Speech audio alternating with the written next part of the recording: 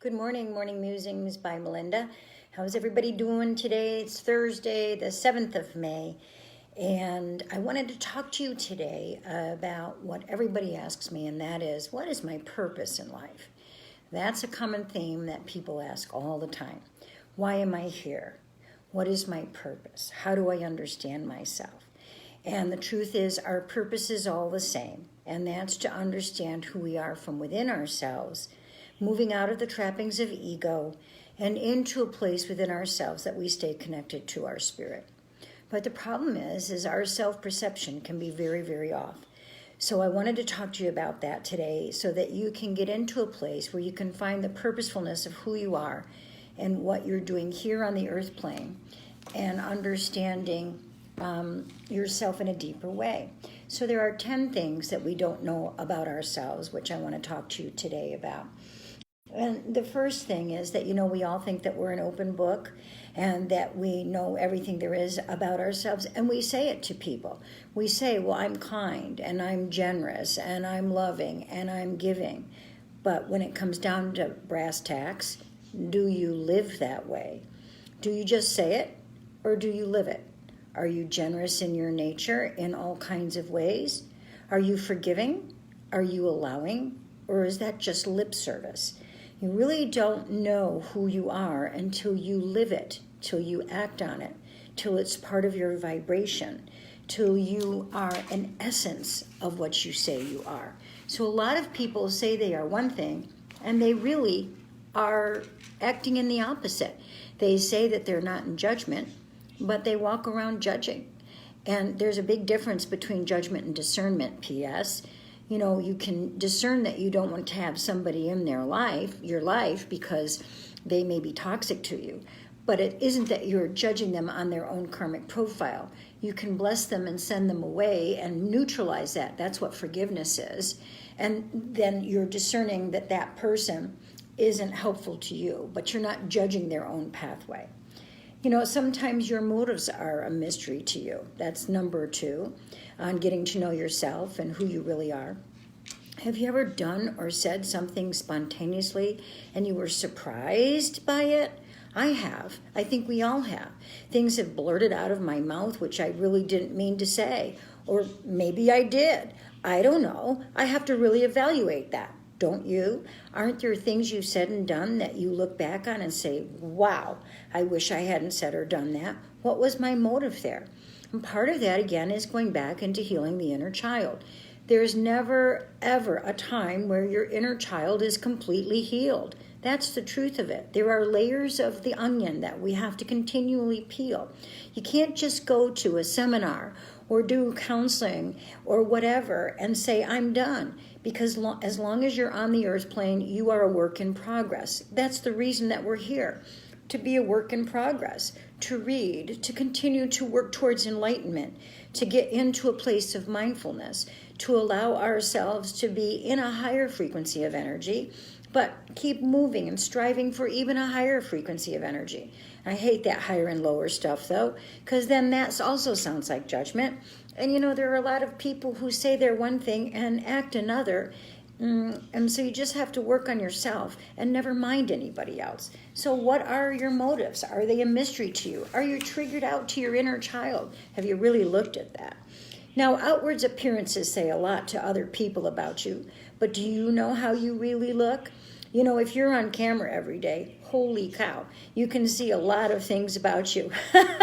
One thing that I notice is that, I move my shoulders up and down a lot. I also notice that I do touch my face quite a bit and that I laugh spontaneously because I'm watching myself. But have you watched your outward appearance, your body language? A lot of times people will be verbalizing something in an affirmative, but they're shaking their head in a negative, and they're not believing what they're saying. So outward appearances tell people a lot about you, but maybe you should do a couple of videos yourself and take a look at who you really are when you're talking to a camera, because that's so revealing, isn't it? And I read off of photographs as a medium because the Native Americans say that a picture captures your soul. I can see so many things in photographs that are very, very interesting. I've had people who've brought photographs to me that have had those photographs for years and years, and I'll see a little spirit or a little angel in there and point that out, and they'll be like, wow, I never even noticed that. Because, we just look at the main focus of the picture and not look what's around it. And that's the truth of who we are personality-wise. We have this main focus, this main idea of who we are, and we don't look at all the nuances of energy around ourselves. Oftentimes, we often think we're better at something than we are.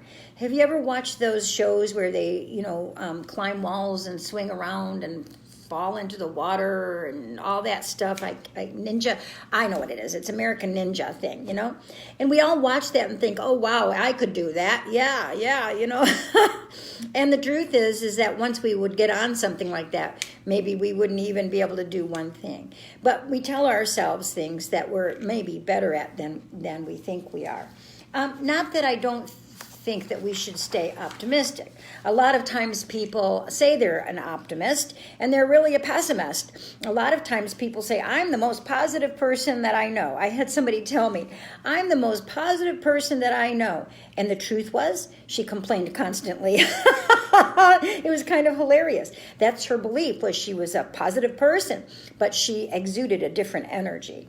And so it's not that I think it's bad that we can tell ourselves that we excel at something, but oftentimes we fool ourselves. Right now we're doing a lot of fooling ourselves. People are saying to me, oh, well, I'm self-isolating. And then in the next sentence they say, oh, well, I'm just driving here to do this or driving there to do that. I mean, long distances, driving to Las Vegas, driving to California.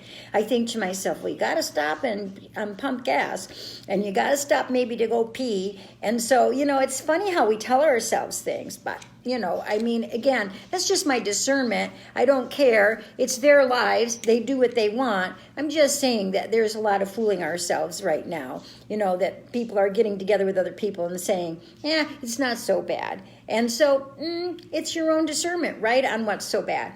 Let's see. What else do I have here? Oh, this is a good one. People who tear themselves down experience setbacks more frequently. And this goes to everything that we've talked about, how energy works in your life. And so the more that you have this focus of things going wrong, the more things go wrong. The more you have this focus of things going right, the more they'll go right. You deceive yourself without realizing it. Okay, number 8, the true self is good for you. That's interesting because a lot of times, again, this is the whole purpose of this discussion this morning. We really don't know our true self. So we have to practice mindfulness. Now, is meditation and mindfulness the same? Well, mindfulness is a meditation where you let your thoughts flow freely.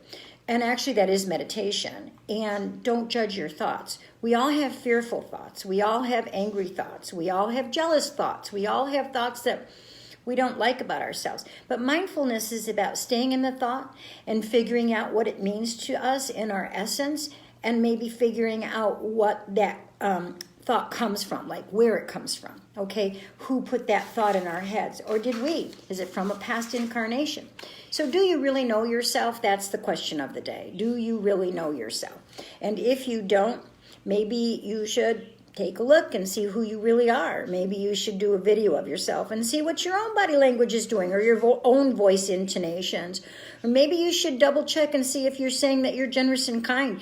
When was the last time that you gave of yourself? Or, you see these things on Facebook a lot, people giving to charity for their birthdays. Have you done that once in a while? I mean, I don't think we can do them all, right? I mean, really, where are you at in your essence? Do you say that you're patient, but you're not patient at all? I have the patience of a gnat. And what do you feel about who you are? Do you really see yourself? It's important to understand who you are. That's your whole purpose of being on the planet. And so take a look, do some self-evaluation this weekend, jot some things down, do a video and watch yourself talk. Figure out who you are at your essence. Have a great day.